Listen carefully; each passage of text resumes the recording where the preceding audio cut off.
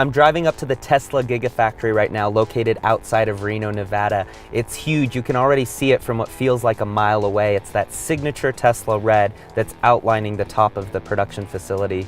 Let's go check it out.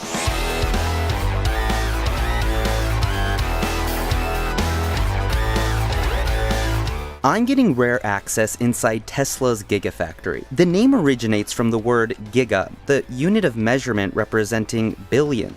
And as it suggests, the building is ginormous. Right now it's about 5.3 million square feet of operational space. Its current footprint is the equivalent to about 33 American football fields, and it's not finished yet either. Elon Musk, Tesla's co-founder and CEO, has referred to the Gigafactory as the machine that builds the machine, and it's all part of his master plan to make electric cars more affordable. It's planning to do that by mass producing its own batteries. Tesla says it currently produces more batteries in terms of kilowatt hour than all other car makers combined, making up about 60% of the world's lithium-ion batteries. As big as the building looks behind me, it only represents about 30% of the entire facility when it's fully built out. And it really does feel like we're in the wild here. You have wild horses over on my right. Even where I parked my car will eventually be more of the production facility. There's 7,000 employees working on site here. Things are really only just getting started.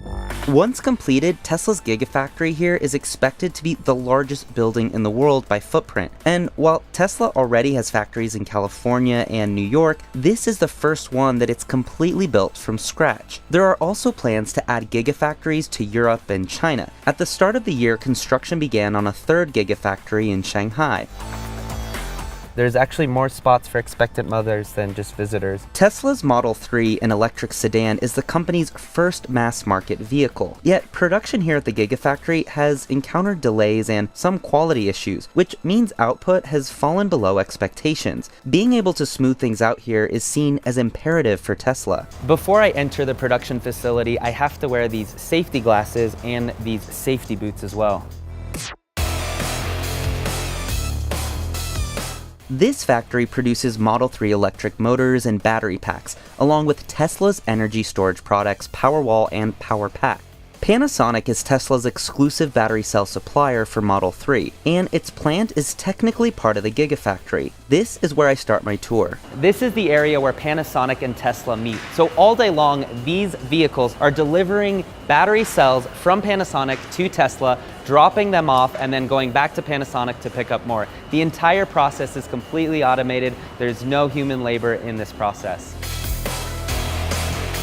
Each Model 3 vehicle requires more than 4,000 battery cells, and after the battery cells are assembled into modules, the modules are then assembled into packs. The handoff between Panasonic and Tesla occurs through these. They're what's called automated guided vehicles. It's the equivalent of a driverless forklift, if that makes sense. Yeah, like an autonomous car, right? It's like an autonomous car, but it's a forklift. Chris Lister runs operations here. In order to transition the world to sustainable energy, we really needed to build this big, build this boldly, and really build as many battery cells as we possibly could to really accelerate this transition. The factory operates 24/7, and Chris tells me he's seen explosive growth in production output and new product innovation over the past year and a half. Tesla expanded its workforce by 30% in 2018, but it's also announced company-wide layoffs multiple times as well, as it struggles to rein in costs while expanding in a relatively new industry. But hiccups at the factory have caused significant production delays and even sparked some safety concerns. We're very committed to safety. You'll see things like forklifts, and we saw auto-guided vehicles. For those that have never been in a factory environment before, it's important to understand, how to operate safely. And as we scale up, it's really important to think through with safety in mind. Safety reminders are posted throughout the area. I even noticed this sign as I enter the site. So who are the people working here? The adjectives I would use to describe the people here: passionate, scrappy, ambitious, very excited to change the world. But I don't see as many people as I expected. Well, that's because automation is everywhere you look. I don't see a lot of human labor in this part of the factory. This area is actually about 90% automated.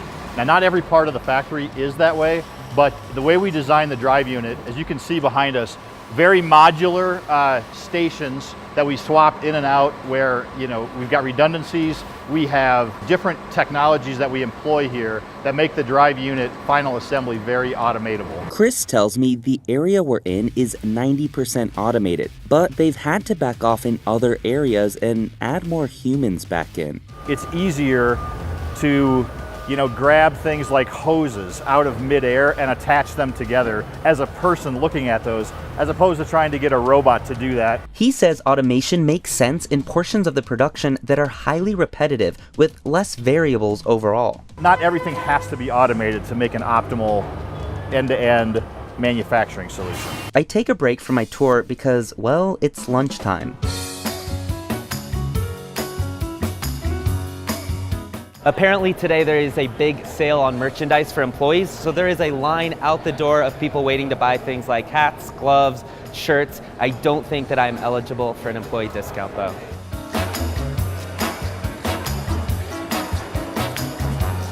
So it's lunchtime at the Gigafactory. In addition to the food trucks outside, there's also this cafeteria here where you could get things like soups, salads, but I'm gonna get a burrito bowl. Thank you. So lunch cost me $9.68. Where do I go? Okay, thanks. This is a lot of soda options. It says the Gigafactory here, but there's a ton of options of Jones soda. It's almost like the Giga Jones soda counter. After lunch, I head to the rooftop to see how the factory is building its solar panels, although it's only just started.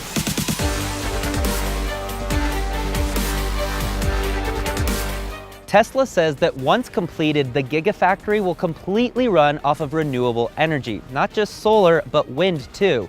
And once the production is finally finished, this is expected to be the largest rooftop solar array in the world. That means 200,000 tiles on this roof alone. It aims to be a net zero factory when finished. That means the total amount of energy used by the building will be about equal to the amount of renewable energy created on site. I end the day where all the different pieces of manufacturing come together.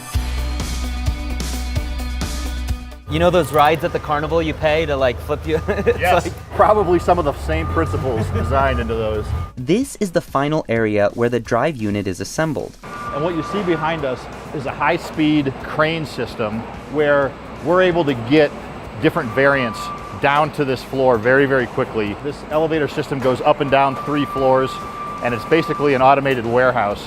Once the battery packs and motors are completed, they're brought to this area where they're then loaded onto these semi-trucks behind me and then transported to Fremont, California, which is about a 4-hour drive from here.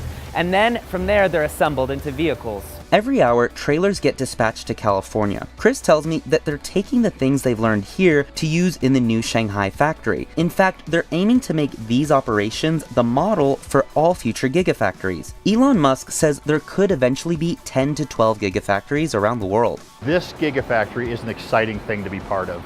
And so many people have invested so much of their lives into making this successful. It is a very prideful thing. This is a great thing for the city of Reno. This is a great thing for the state of Nevada. This is a great thing for the world. As I end my day taking a spin in the Model 3, I'm reminded of the reason why this entire operation exists in the first place. Elon Musk's ambitious plan for Tesla and its gigafactories is beginning to take shape, but with plenty of construction and adjustments still ahead, the road to achieving that vision has just begun.